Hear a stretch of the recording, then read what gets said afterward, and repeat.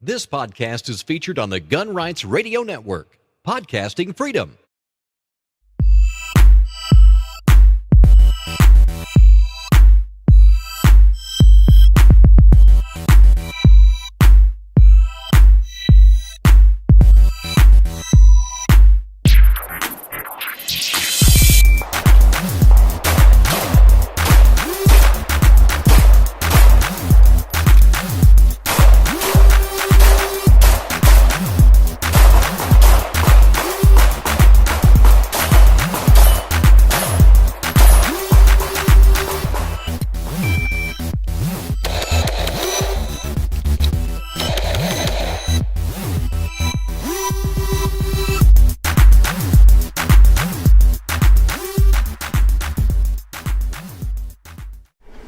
Hello and welcome to episode 59 of Shooting the Breeze, the formal gun podcast of WaltInPA.com.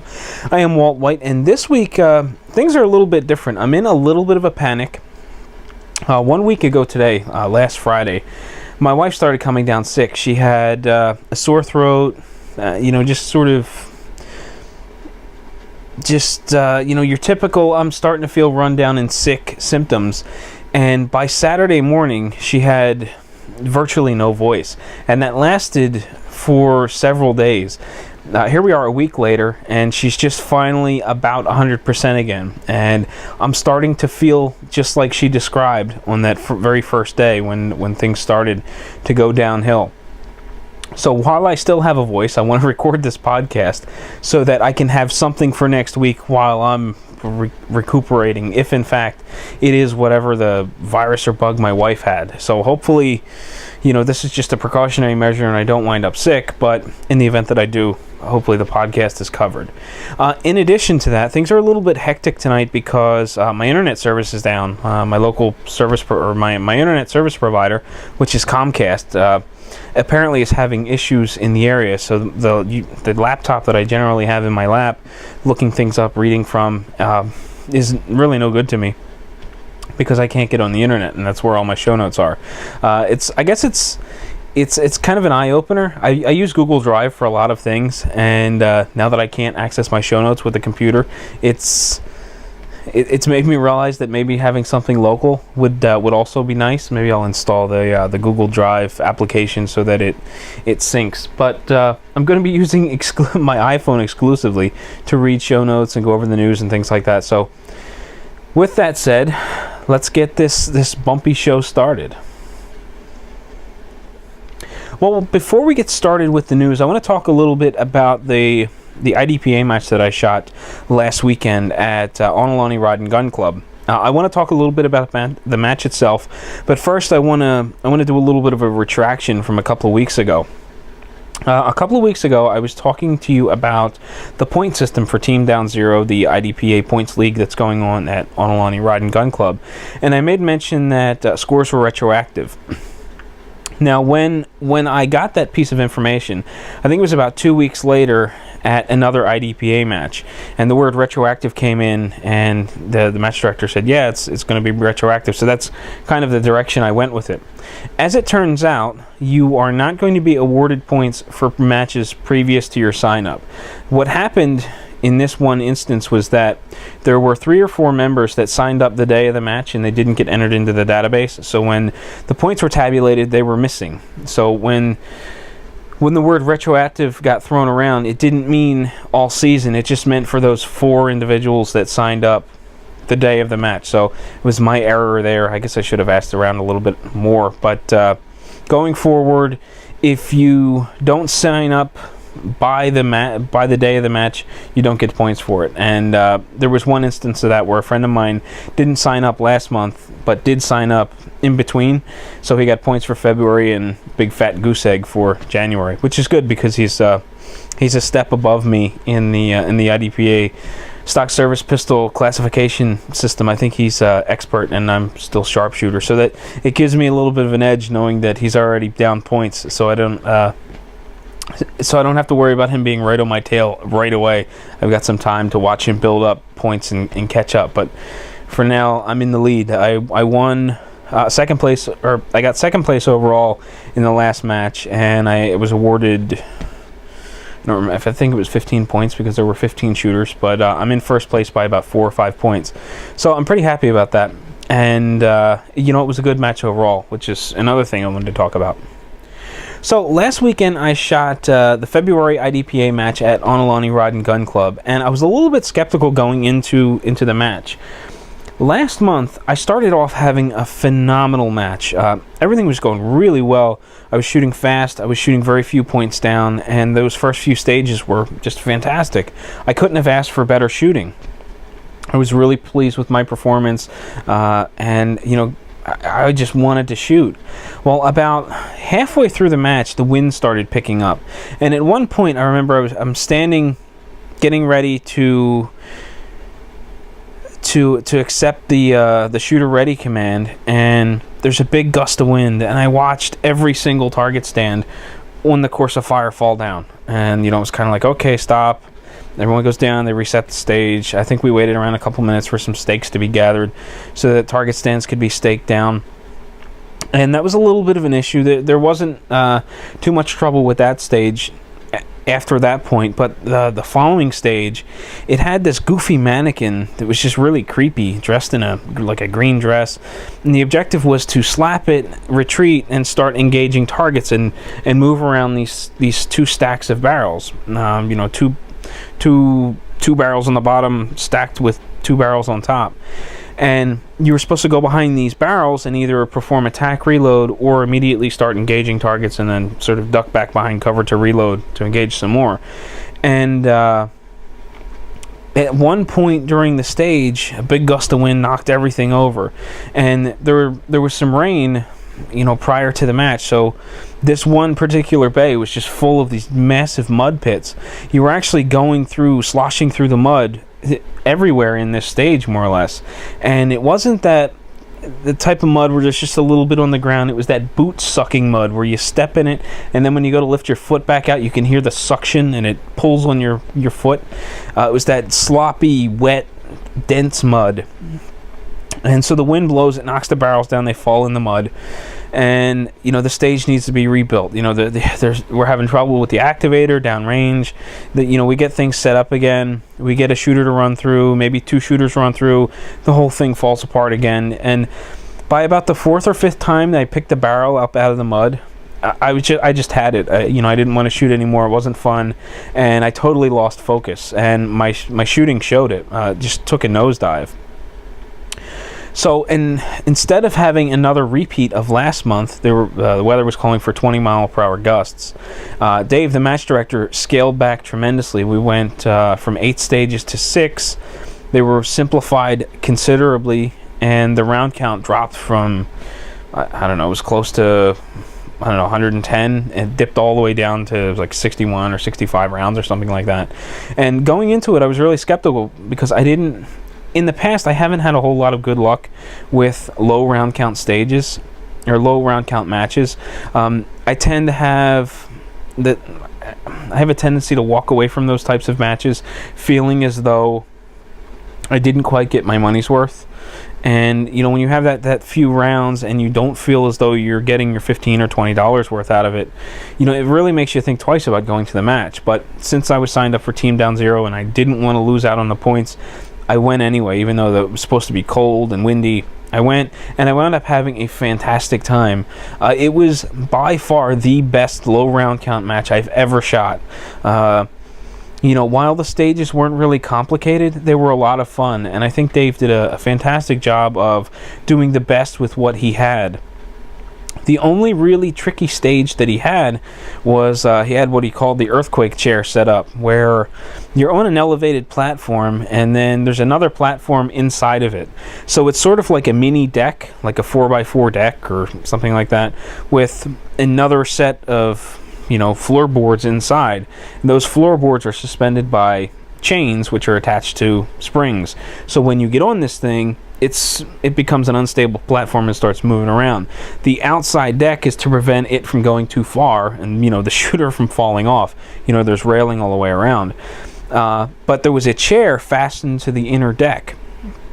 And to start the stage, you sit down in the chair, your reloads are on one arm of the chair, your gun is on the other. And at the start signal, you have to pick up your gun, pick up your magazine, load, and begin shooting this target.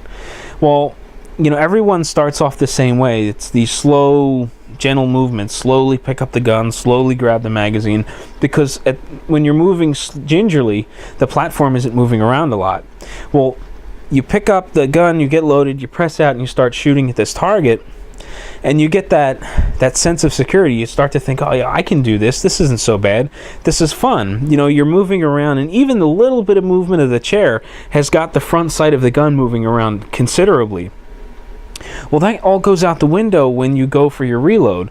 So you run the gun dry and you think, okay, this isn't so bad. And you reach out quick, you grab the magazine, and suddenly the chair starts moving around violently and the gun's all over the place. And it just turned out to be a lot of fun. That stage was excellent. There were a number of guys that that walked away from that stage with this giant permagrin on their face, and I thought that was great. There was another guy raving, every stage should have one of these earthquake chairs. That was so much fun. My first experience with an unstable platform was very, very positive.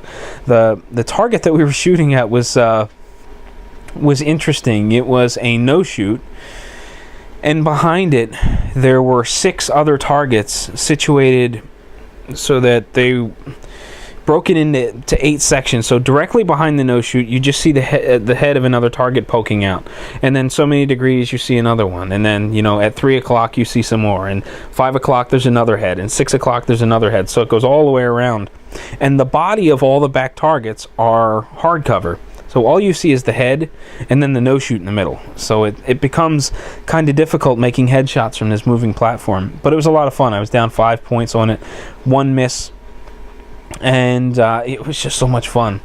It was, again, like 60 to 65 rounds minimum. Everyone wound up shooting more than that, especially with that earthquake chair and some other stuff that was going on. But simply put, hands down, the best low round count match I've ever shot.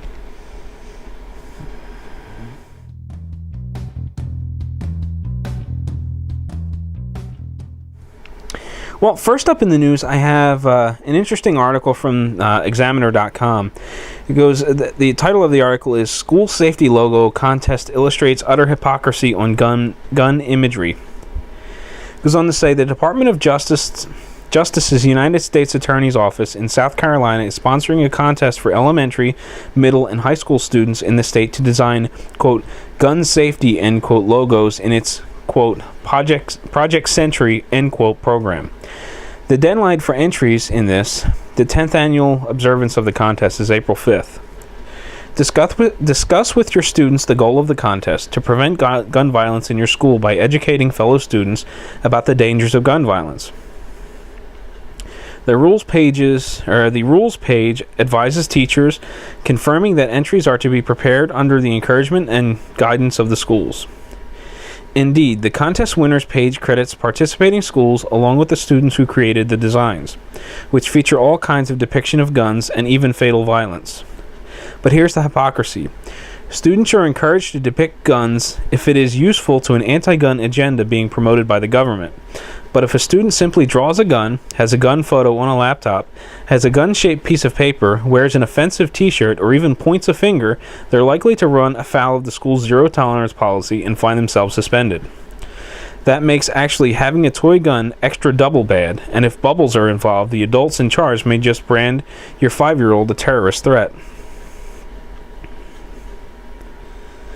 The blatant hypocrisy of encouraging gun depictions when they support a disarmament agenda while free agents get prosecuted or persecuted should hardly be surprising. After all, the contest is being sponsored by the Justice Department, currying favor from a top guy who has made no secret of his desire to brainwash, his words, people on guns, and who is more susceptible than young people trusting adults to teach them. And who is more susceptible than young people trusting adults to teach them? The contest spurs a desire to monkey wrench the entire evil little enterprise, perhaps encourage readers to fake an entry form and enter their own designs in a Alinsky Rule 5 protest, but perhaps something more fruitful would be for pro-freedom parents of children in South Carolina schools to take the initiative and encourage their youngsters to enter the contest with logos that depict real gun safety, not the avoidance, ignorance, hysteria, and Pavlovian hoplophobic reflexes that indoctrinators are trying to instill, but something that encourages and celebrates safe, responsible, and educated gun ownership starting at a young age. Like what was once was the accepted norm in this country in the days before mass school shootings. Think they'd allow these entries, or would that work against their grand design? So, kind of an interesting article here, which I agree with 100%. It's very, it's amazing that it's terrible for guns to be depicted in school, whether it be, pointing a finger, or making a gesture, or drawing something on a piece of paper, or way back a couple of months ago, last year sometime, a kid eating a slice of pizza into the shape of a gun and pointing this floppy, wet, cheesy thing at someone and getting, suspended. So it's incredible how this all works out. If it works towards the school's agenda, then it's okay. But if it's outside of this, anti-gun, anti-violence policy thing they've got going on, then suddenly, the zero tolerance kicks in, people get suspended, people get expelled, children are deemed terroristic threats. It's just, it's incredible how the rules don't work, the same way in all situations. We can bend the rules if it fits our agenda, or if it's more convenient for us, or if it pushes our message. So, interesting article, terrible situation, but interesting article nonetheless. The second and final piece of news comes from Guns Save Lives and is entitled "Pregnant Mother Saved by 87-Year-Old Landlord Who Shot Man Who Chased and Beat Her." Goes on to say, a 24-year-old pregnant mother was doing laundry with her 3-year-old daughter when her neighbor made sexual advances towards her. The woman dismissed the advances, and the neighbor became upset and pushed the pregnant woman down. The woman then fled the area with her daughter, but the man chased her. She ran to her 87-year-old landlord's house, but the suspect forced his way in and began beating the pregnant woman in the face. The elderly landlord tried to break up the fight, but was no match for a man 40 years his younger. The landlord then grabbed his gun and shot the attacker twice in the torso. The attacker fled the scene and went to an area hospital, where he is now being treated for 2 gunshot wounds. He will be charged upon release from the hospital. There's actually a video associated with this, but since I'm stuck with 3G connection on my phone, and I've got an iPhone, and this video apparently is in Flash, I can't view it. But this is kind of interesting. As of late, we've been hearing a lot of these arguments about how women shouldn't be shooting guns. The vice president is on this whole double-barrel shotgun kick because women can't shoot ARs, and this, that, and the other thing. And we've got other people saying that it's the gun industry that's driving this propaganda that women should have guns to protect themselves when it's not necessary, and we should have rape whistles, and ballpoint pens are more effective against attackers, and all this other utter nonsense. And you've got something like this news article that paints a crystal clear picture. Guns are the equalizer. You have an 87-year-old man who's defending a pregnant woman. You've got 2 people that are here are extreme examples of victims. You've got a pregnant woman. You don't know how far along pregnant she is, but she's carrying another life inside of her, who's being beat by a guy, I'm assuming he's in his 40s. And she runs to the aid, or this 87-year-old man comes to the aid of this pregnant woman. Here are 2 individuals that you would think would make easy targets for this aggressive woman beater. And the gun is the great equalizer. The gun makes the 87-year-old man just as much of a threat as the attacker. And you don't know if lives were saved in this instance, or if just a couple of people were saved a severe beating, because you never know where the line is drawn for these attackers, what their intentions are. You have to assume the worst. And this is a prime example of guns save lives. They are the great equalizer. View them as you will, but in my eyes, they are nothing more than a tool, and a hell of a tool at that.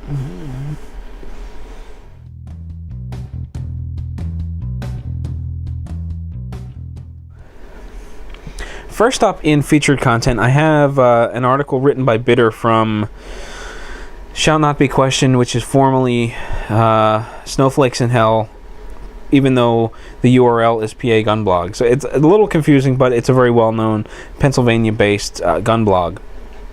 It's entitled The Usefulness of Gun Control. And it goes on to talk about anti-gun lawmakers from Philadelphia are speaking out in Pennsylvania's new concealed carry reciprocity restrictions.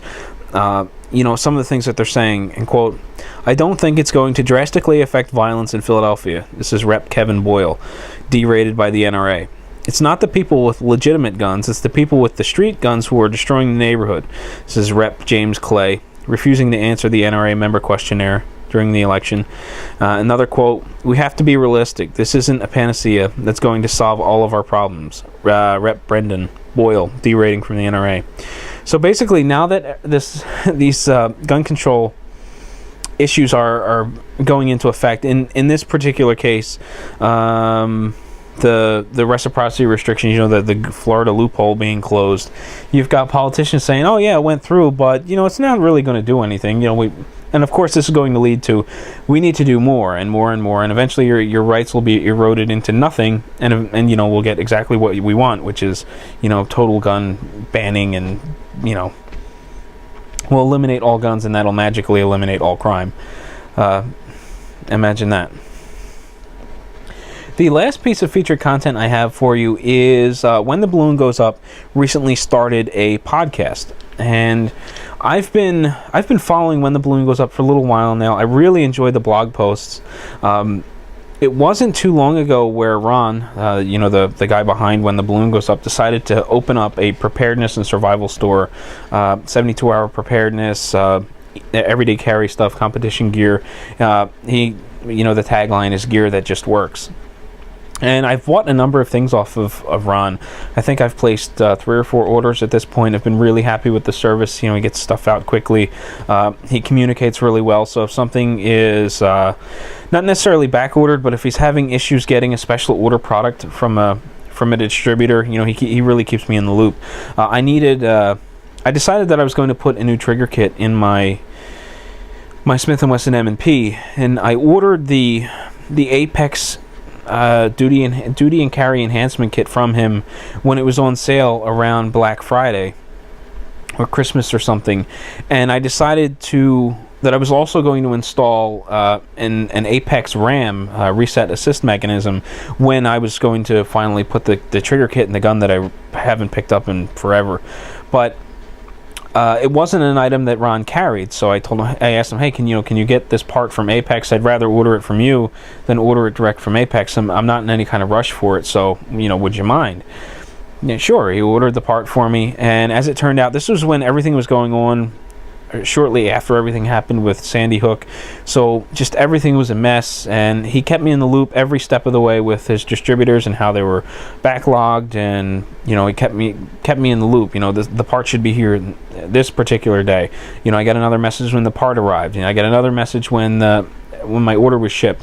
He was kind enough to hold the other order that I placed, which I wasn't in a rush for either, so that he could combine shipping into one box and reduce my shipping charges. So that personal service that I really enjoy dealing with mom and pop shops, I'm getting online from When the Balloon Goes Up. So I'm really happy with the store. That's kind of neither here nor there. But he's also extended into doing a podcast. They're fairly short. I think he's up to 4 or 5 episodes. I've been terribly behind, and I just listened to the first episode a couple of days ago, and it was with Lee Batista, who is a writer for When the Balloon Goes Up, was taking a class from Ben Stoger in Florida, and he did some recording with Ben Stoger on tips for B and C class USPSA shooters, and I thought it was pretty interesting hearing Ben Stoger talk, and hearing that sort of information on the podcast was really refreshing. That type of information is something that I really long for, and I don't really get. It's not something that a lot of podcasters are doing. So that type of information I was really eager for, and I was really happy, to digest. He's also got another podcast with Julie Golub. And he's got, I think, the the Mad Ogre, is on one podcast for Lever Action Guns, and there's one more. I think maybe Randy Rogers was on, but he's doing really well with it. He's getting industry people involved, and the podcasts are really easy to digest. They're like 15-20 minutes long, something like that, and I thought the first one was fantastic. I've got the rest queued up to listen, and I'll do that in short order. So head on over to When the Balloon Goes Up. Check out the store if you're interested in buying anything. Go to my website, waltnpa.com, and click the banner for When the Balloon Goes Up store so that I get a referral credit. I get a little commission for anything that you may or may not, or you may order. So do it that way. Do an end around, go to my blog, then click through if you're looking to purchase something. If you're looking for the podcast, just head straight over to When the Balloon Goes Up and click on the link for the blog. In the cigar recommendation this episode, I have a cigar that's kind of interesting. This is the Murcielago from Espinosa Cigars, and it's got an interesting story. A few years ago, there was an allotment of San Andreas Maduro wrapper, which comes from Mexico, that hit the market. And it was a really good supply. A lot of manufacturers began buying it up and using it in different releases. And one of my favorites was the Murcielago, the bat. From, at the time, EO Brands, which was Espinosa and Ortega.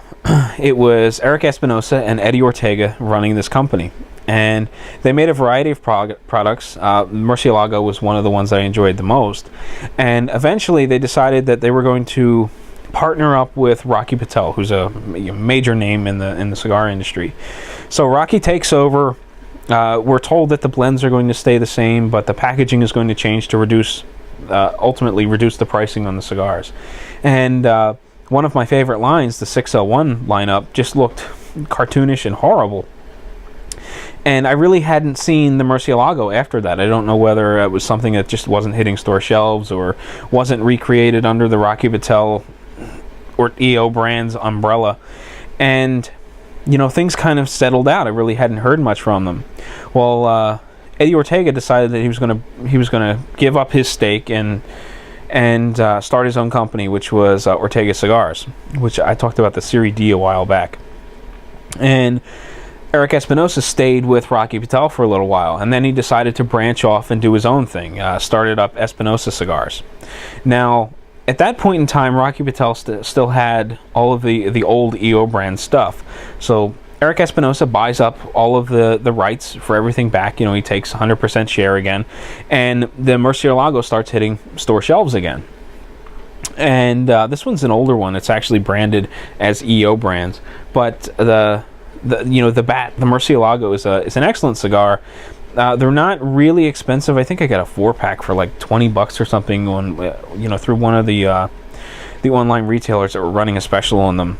And they're just really good, solid cigars. They have a nice, thick, meaty flavor to them. The San Andreas Maduro wrapper really shines in these. It's very, very apparent. It has a different flavor than the Connecticut Broadleaf Maduro. And I'm not generally a big fan of the Mexican Maduro wrappers, but it really works with this blend. They're medium body, easy on the palate, easy to smoke. They don't take a trained palate or anything like that to appreciate. Good, solid cigars at a fair price, and well worth seeking out. If you're interested in trying them, I would suggest first contacting my preferred retailer, which is Mike down in Atlanta, Georgia. He runs Buckhead Cigars. Pick up the phone, give him a call. It's 404-844-0400. Tell him you're looking for the Murcielago. He'll know exactly what you're looking for. Well-established cigar shop. Obviously, he's going to know what the Murcielago is.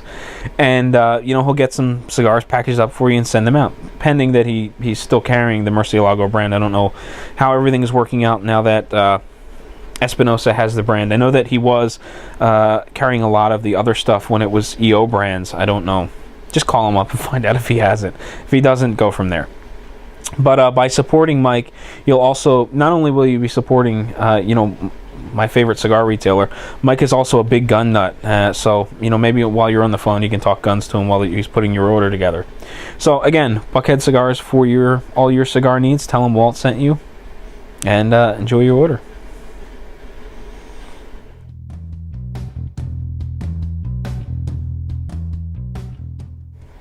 In this portion of the podcast, we generally do the discussion topic, and I really don't have one this episode with the lack of internet connection and a lack of really doing much in terms of show notes leading up to this emergency podcast. I really didn't devise any sort of plan for the featured discussion portion of the podcast. So we're just going to kind of wing it and just discuss at least one little topic, and that is USPSA season is right around the corner. Last year, I guess it was around this time, I talked about attending a stage design seminar at Southern Chester County Sportsmen's and Farmers Association because I wanted to get more involved in the shooting sports, USPSA in particular. So I started designing stages for Southern Chester last year, and about halfway through the season, there were some issues that came up for the match director. He had to step down, and someone else took over. When that other person took over, the stage design sort of dried up. He was doing his own stages, and I continued to help as much as I could with match setup and teardown, things like that. But I was really missing getting into that stage design stuff. It was a lot of fun. Well, this year, the last year's match director is back on, and he's sort of coming at this with a vengeance. He's got a variety of people helping him, and he's got a new structure in place, which I'm really, really happy about. Last year, the only thing that volunteers got was a guaranteed slot in the match. They're at a club that is kind of restrictive. They're in a township that has ordinance in place where, you know, they have an earliest point in which guns can be fired. They have a latest point in which guns can be fired. And the club is very adamant about allowing only a certain amount of time for USPSA matches. They want the membership to be able to come in immediately after the match and use the ranges and things like that, because everything is closed up until the match is over. So there's always been, at least as long as I've been shooting there, there's been a cap of about 75 shooters for each match. And generally, Southern Chester fills up in very short order. They do an online registration system, pre-registration. And as a volunteer helping with setup, you're guaranteed a slot to shoot. And that was sort of your payment for your time and effort, which was fine. You know, I was okay with that. However, this year they're going a step further. If you're setting up and you're helping, you're guaranteed a slot. Same as last year. If you are on one of the setup teams and you consistently set up each match throughout the year, you're going to shoot for half price, or you're going to shoot for $10, which is awesome. And the best part of all is if you design a stage and the stage is used in a match, you shoot for free. So I'm trying to crank out as many stages as I can. I designed one for March, which I think we may be using. I've got one designed, submitted, green-lighted, ready to go for April. And I've got some ideas to go forward with some more stages, for later months. So I'm really excited to be getting back into, this whole stage design thing. And now that my time also awards me with, free match fees, this is fantastic. I'm really eager. I want to do everything I can to shoot all of the USPSA matches at Southern Chester for free. If that means designing, stages for one of the really difficult bays or things like that, it is what it is. I'm going to keep doing what I can to reduce my shooting cost as much as possible. Now that ammunition is very difficult to come by, and the prices are going up, I want to keep my total cost as low as possible. Last year I did some figuring at the end of the season, and I determined that one single match was costing me about $65. It was $20 registration, about $40 in ammunition if I was buying from Walmart, the 100-round value packs. And it was costing me roughly $15 round trip driving to and from the club. And I averaged it out, miles per gallon, driving distance between the clubs that I was shooting. So ultimately one club is going to be a little bit more expensive to drive to than another club, but again, it should all average out. And in the end, it was coming out to about $65. So if I can knock $20 off of that, it will really open up the possibilities for me to maybe think about shooting a little bit more. Maybe mixing in an IDPA match here and there without it really affecting the bottom dollar. I think I can scrape by with, adding one low-cost match in there if I can reduce the match fee totally for this one particular USPSA match at Southern Chester. So I'm really happy to be back into doing this. Southern Chester actually ran another stage design seminar the other weekend, and I went down for it. It was more or less the same thing that we discussed last year, how to go about doing it, things to watch out for, quirks of this particular range, which is interesting because the entire range is on top of, this really dense rock. So you have to be really careful on how you place targets, especially low targets, where you're shooting kind of down into the ground. They've got to be close to a berm, or you've got to do something special so that they don't skip up over the berm, hitting that hard rock. There's some areas where the rock is exposed on the side berms, so you got to be really careful in how you go about doing things. Again, at this particular range, and that meeting was to go over things like that.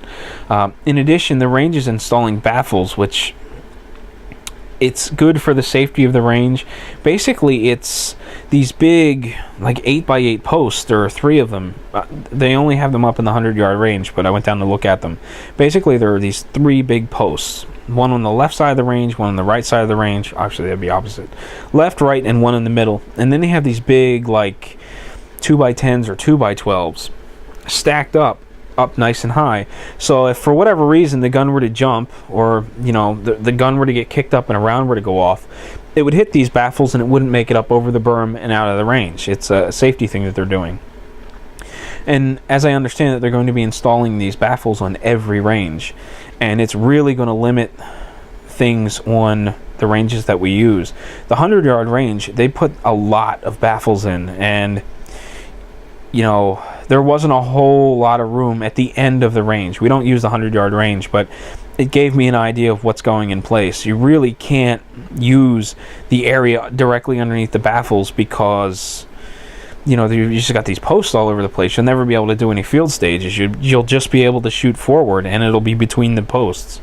So in the other bays that are shorter, I don't know what's going to happen. It should get kind of interesting. Hopefully it doesn't affect the matches too much where, we lose creativity, or we lose, the types of stages that we have, because, I think there's a really good mix of field courses and speed stages or speed shoots and things like that. And I would really hate to lose that because they're installing these baffles, but they have to do what they have to do for safety reasons because of the area that they're in. So I'm back to stage designing. I'm really excited about it. I've been posting a couple of my stages on the Walt NPA Facebook page, and I've been getting a lot of positive comments about them. So if you're interested in checking them out, head over to facebook.com/WaltNPA. Check them out. Leave me some comments. While you're at it, like the page. I could really use some more likes, so please go do that.